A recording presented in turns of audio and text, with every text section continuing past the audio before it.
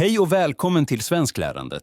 Att lära sig svenska betyder att upptäcka en ny värld full av ord, berättelser och idéer.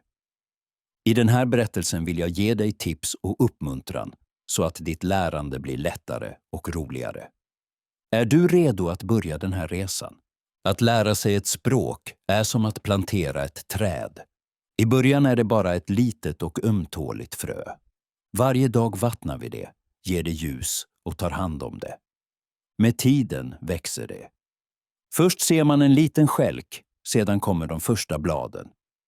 Med tålamod och omsorg blir det ett starkt träd som står emot alla stormar. En dag kom en elev till mig. Hon hade tårar i ögonen och var mycket besviken. Lärare, det är ingen idé, sa hon. Jag försöker lära mig svenska, men jag glömmer alltid orden. Jag log vänligt och sa: oroa dig inte. Det viktiga är inte att kunna allt direkt utan att öva varje dag. Jag förklarade något viktigt för henne. Hjärnan är som en muskel. Den blir starkare när man tränar den regelbundet. Studier visar att upprepning är en av de bästa metoderna för att minnas ord länge. Tänk dig att varje ord du lär dig är som en liten sten. Om du använder stenarna, ofta bygger du en stabil väg som leder dig till ett säkert svenskt tal. Börja med att lyssna på enkla berättelser, korta texter eller barnvisor. Så småningom blir orden bekanta för dig, som blad på ett träd. När hon hörde detta började hon le igen. Jag gav henne en övning. Varje kväll skulle hon lyssna på en kort berättelse på svenska och upprepa meningarna högt. Jag sa: ju fler sinnen du använder, desto bättre minns du orden. Titta på bilderna, lyssna noggrant och tala med mod. Denna metod som många forskare rekommenderar ger ofta mycket goda resultat. När jag själv gick i skolan älskade jag berättelser. Varje kväll läste min lärare högt för mig och jag upprepade orden med glädje och nyfikenhet. Jag har alltid varit fascinerad av ljudet i det svenska språket, av dess melodi och speciella betoning. I början uttalade jag varje ord väldigt långsamt och lite osäkert. Men ju mer jag övade, desto snabbare, mer flytande och säkrare blev jag. En dag frågade en elev mig med bekymrad blick: måste man tala snabbt för att vara flytande? Jag log och sa: nej, att tala flytande betyder att tala tydligt, självsäkert och med känsla, inte nödvändigtvis snabbt. Jag berättade historien om en pojke i min klass som talade mycket fort. Ingen förstod honom eftersom orden blandades ihop och hans meningar var otydliga. Jag rådde honom att tala långsammare, andas mellan meningarna och använda enkla ord. Med tiden lärde han sig att tala i ett lugnt tempo så att alla kunde förstå honom. Jag minns fortfarande den dag då han talade inför hela klassen och alla förstod honom. Jag berättade också om en intressant upptäckt. Forskare har funnit att aktivt lyssnande på ett främmande språk aktiverar delar av hjärnan som är viktiga för att känna igen ljud och minnas. Om man regelbundet lyssnar på berättelser eller sånger blir dessa kopplingar i hjärnan starkare. Det är lite som att lära sig dansa. I början känns stegen osäkra, men med övning blir de flytande och naturliga. Därför uppmuntrade jag mina elever att fördjupa sig i svensk musik. Lyssna på en sång. Låt dig dras med av orden och sjung med. Varje ord och mening är som en liten sten som du bygger ditt språkhus med. Ett språk är som en melodi. Dess fulla skönhet visar sig först när man upplever det helt. Därför är svenska inte bara ett språk att lära sig, utan en värld att upptäcka och älska. En av de största hemligheterna när man lär sig språk är upprepning. När jag själv var en ung elev lyssnade jag om och om igen på samma dialoger och meningar. I början tyckte jag det var tråkigt, men med tiden insåg jag hur kraftfull den metoden är. En dag kom en elev till mig, helt förtvivlad. Han sa: lärare, oavsett hur mycket jag försöker blir jag inte bättre. Jag frågade: upprepar du samma ord och meningar varje dag? Han skakade på huvudet. Så jag gav honom ett råd. Välj en berättelse eller en sång du gillar och upprepa den varje dag. Ju oftare du upprepar den, desto lättare minns hjärnan den. Vetenskapliga studier visar regelbunden upprepning med vissa mellanrum stärker långtidsminnet. När hjärnan får samma information om och om igen lagrar den bättre. Jag föreslog en enkel övning. Varje morgon skulle han läsa en kort text högt och sedan försöka upprepa den utan att titta. På kvällen innan han lade sig skulle han göra samma sak. Efter mindre än en månad hade han gjort stora framsteg. Upprepning är inte bara bra för minnet, utan ger också självförtroende. Ju oftare man säger en mening, desto naturligare låter den, nästan som en andra natur. Jag berättade för honom att jag under mitt eget lärande ofta pratade svenska med mig själv för att använda nya ord. På så sätt lärde jag mig att tänka direkt på språket. En annan viktig punkt är att använda ord i riktiga situationer. Jag kände en gång en elev som kunde långa ordlistor utantill, men som inte visste hur han skulle använda orden i samtal.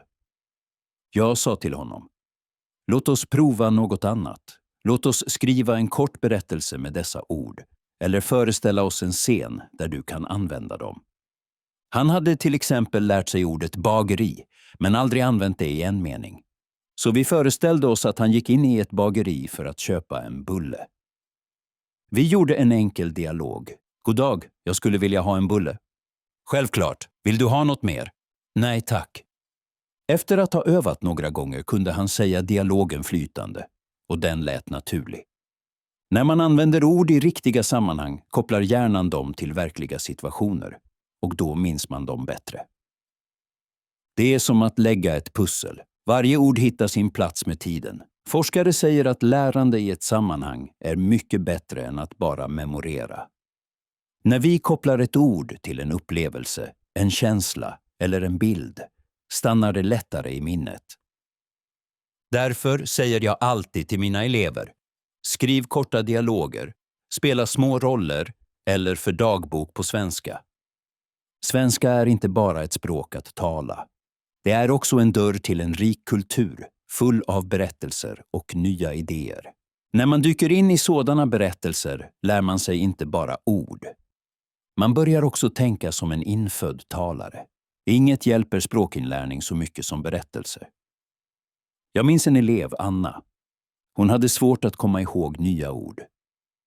Ordlistor är så tråkiga, sa hon till mig. Jag föreslog något annat. Lyssna på en berättelse och låt dig dras med i den. Jag berättade en kort historia om en nyfiken liten räv som gick genom skogen. Varje nytt ord dök upp naturligt i berättelsen. Anna lyssnade och föreställde sig en bild till varje ord. På så sätt kunde hon lättare minnas orden. Forskare säger, om vi kopplar ett ord till en berättelse eller en känsla, lagras det i en annan del av hjärnan och vi minns det lättare. Snart började Anna använda nya ord i egna meningar. Hon log självsäkert när hon talade. Berättelser hjälper inte bara med ordförråd. De visar också hur människor som talar svenska tänker. En berättelse om en marknad kan till exempel visa hur man hälsar, frågar och väljer saker. Därför rekommenderar jag mina elever: läs, lyssna och titta på berättelser på svenska. Varje berättelse öppnar en dörr till en ny värld där orden blir levande. En annan elev, Julian, sa till mig: jag kan många ord, men när jag pratar glömmer jag dem. Jag sa: Julian, det är dags att gå ut ur böckerna och använda språket i verkliga livet. Vi gick tillsammans till ett bageri. Idag beställer du ditt bröd, sa jag. Julian var nervös, tog ett djupt andetag och sa: god dag, jag skulle vilja ha en bulle, tack. Kvinnan bakom disken log och förstod honom direkt. Det gav honom mycket självförtroende. Sedan gjorde vi liknande övningar: fråga om vägen, beställa på restaurang, handla på marknaden. Varje verkligt samtal gjorde honom säkrare. Forskare säger: När vi pratar i verkliga situationer kopplar hjärnan språket till problemlösning. Och lärandet blir starkare och mer varaktigt. Julian fortsatte att öva. En dag berättade han stolt att han hade haft ett 5 minuter långt samtal med en turist. Tidigare trodde jag att jag aldrig skulle klara det, men nu vet jag att jag kan. Att lyssna är också mycket viktigt när man lär sig svenska. En elev, Klara, sa en gång till mig: "Jag förstår inte svenska när folk pratar. De pratar för fort." Jag svarade: "Lyssna aktivt och fokusera på de ord du förstår." Vi lyssnade tillsammans på en enkel svensk sång. Klara fokuserade på orden hon kände igen. Sedan upprepade vi varje mening långsamt. Hon blev förvånad över hur mycket hon kunde förstå när hon lyssnade noggrant. Forskare säger: aktivt lyssnande tränar hjärnan att känna igen språkmönster, precis som när man lär sig en melodi. Jag gav henne tipset att varje dag lyssna 15 minuter på dialoger eller videor med undertexter. Så småningom förstod hon mer, inte bara ord utan hela uttryck. En dag berättade hon stolt: "Jag såg en svensk film utan undertexter och förstod huvudhandlingen." Självförtroende är också viktigt. En elev, Max, kunde många ord och grammatikregler, men han var rädd för att tala inför andra. "Jag är rädd för att göra fel", sa han. Jag sa: "Fel är dina bästa lärare. Utan fel, ingen utveckling." Max fick i uppgift att tala svenska 1 minut varje dag, oavsett om han gjorde fel eller inte. I början stammade han ofta, men efter ett tag blev han mer flytande och säker. Forskare säger: när vi regelbundet utsätter oss för små utmaningar vänjer sig hjärnan och vi känner oss tryggare. En dag talade Max i en klassdiskussion inför alla andra. Efteråt sa han: "Jag har förstått att tala är som att gå. Ibland faller man, men man reser sig alltid igen." Att lära sig ett språk innebär också att känna till uttryck och idiom. Det gör språket levande och naturligt. En elev, Sofie, frågade mig: "Varför säger man på svenska bita i gräset? Handlar det verkligen om gräs?" Jag förklarade att det är ett bildligt sätt att säga att någon har dött. Vi gjorde en liten workshop, varje elev valde ett idiom, förklarade det, och skrev en kort berättelse till det. Sofie valde "ha tomtar på loftet", vilket betyder att man är lite tokig. Hon skrev en rolig historia om det. Forskare säger: idiom stimulerar kreativitet och hjälper oss att förstå en kultur bättre. Att skriva är också viktigt. En elev, Paul, var väldigt blyg. Jag föreslog att han skulle skriva en liten dagbok på svenska varje dag. I början skrev han enkla meningar. "Idag går jag till bageriet. Brödet är gott." Efter några månader skrev han mycket mer beskrivande. "I morse luktade det nybakat bröd i bageriet och det påminde mig om sommaren hos min mormor." Att skriva förbättrade inte bara hans språk utan gav honom också mod att tala. Forskare säger att skriva hjälper hjärnan att lagra ord och grammatik bättre. Lärande får gärna vara roligt. En elev, Tom, tyckte att vanliga övningar var tråkiga. Därför spelade vi språklekar som "det förbjudna ordet". Man pratar om ett ämne, men får inte använda vissa ord. Då måste man vara kreativ. Spel är roliga och motiverande. Forskare säger: när lärande är roligt minns hjärnan det lättare. Det allra bästa är dock att resa till ett land där språket talas. Jag minns Elena som reste till Sverige. Hon var nervös över att tala med modersmålstalare.